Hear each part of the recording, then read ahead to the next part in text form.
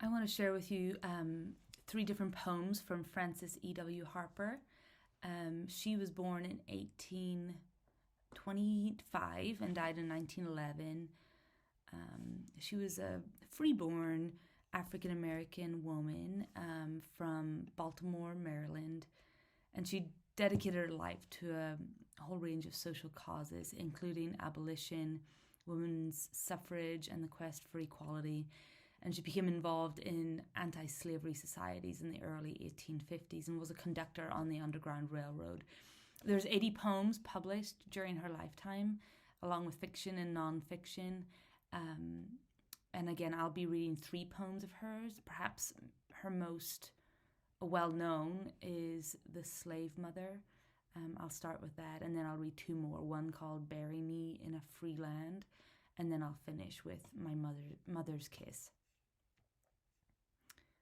This is The Slave Mother. Heard you that shriek? It rose so wildly in the air. It seemed as if a burdened heart was breaking in despair. Saw you those hands so sadly clasped? The bowed and feeble head, the shuddering of that fragile form, that look of grief and dread. Saw you the sad, imploring eye, its very glance was pain, as if a storm of agony were sweeping through the brain. She is a mother pale with fear. Her boy clings to her side, and her kirtle vainly tries his trembling form to hide. He is not hers. Although she bore for him a mother's pains, he is not hers. Although her blood is coursing through his veins, he is not hers. For cruel hands may rudely tear apart the only wreath of household love that binds her breaking heart. His love has been a joyous light that o'er her pathway smiled, a fountain gushing ever new amid life's desert wild. His lightest word has been a tone of music round her heart. Their lives a streamlet blent in one. O Father, must they part? They tear him from her circling arms, her last and fond embrace. Oh, nevermore may her sad eyes gaze upon his mournful face. No marvel then these bitter shrieks disturb the listening air. She is a mother, and her heart is breaking in despair. That first poem was The Slave Mother by Frances E.W. Harper. The second one is Bury Me in a Free Land. Make me a grave where'er you will, on a lowly plain or lofty hill. Make it among earth's humblest graves, but not in a land where men are slaves. I could not rest if round my grave I heard the steps of a trembling slave. His shadows above my silent tomb would make it a place of fearful gloom.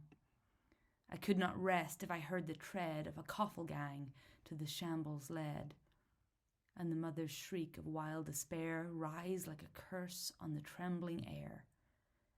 I could not sleep if I saw the lash drinking her blood at each fearful gash, and I saw her babes torn from her breast like trembling doves from their parent rest. I'd shudder and start if I heard the bay of wolfhounds seizing their human prey, and I heard the captive plead in vain as they bound afresh his galling chain. If I saw young girls from their mother's arms bartered and sold for their youthful charms, my eye would flash with a mournful flame. My death-pale cheek grew red with shame. I would sleep, dear friends, where bloated might can rob no man of his dearest right. My rest shall be calm in any grave, where none can call his brother a slave. I ask no monument, proud and high, to arrest the gaze of the passers-by, that all my yearning spirit craves is bury me not in the land of slaves. And the final poem is by Frances E.W. Harper, is My Mother's Kiss. My mother's kiss, I feel its impress now, as in the happy and bright days she pressed it on my brow. You say it's a fancied thing within my memory fraught.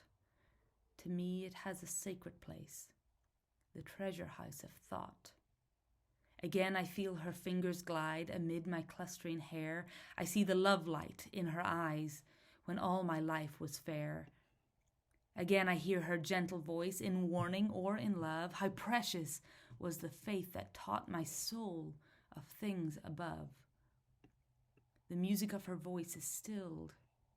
Her lips are paled in death. As precious pearls I'll clasp her words until my latest breath.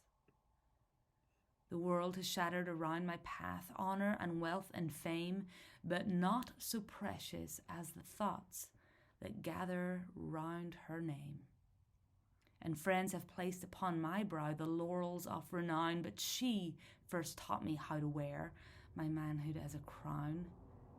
My hair is silvered o'er with age, I'm longing to depart, to clasp again my mother's hand and be a child at heart, to roam with her the glory land where saints and angels greet, to cast our crowns with songs of love at our Redeemer's feet. That was 3 poems by Frances E.W. Harper. The first, The Slave Mother. The second, Bury Me in a Free Land. And that final one was My Mother's Kiss.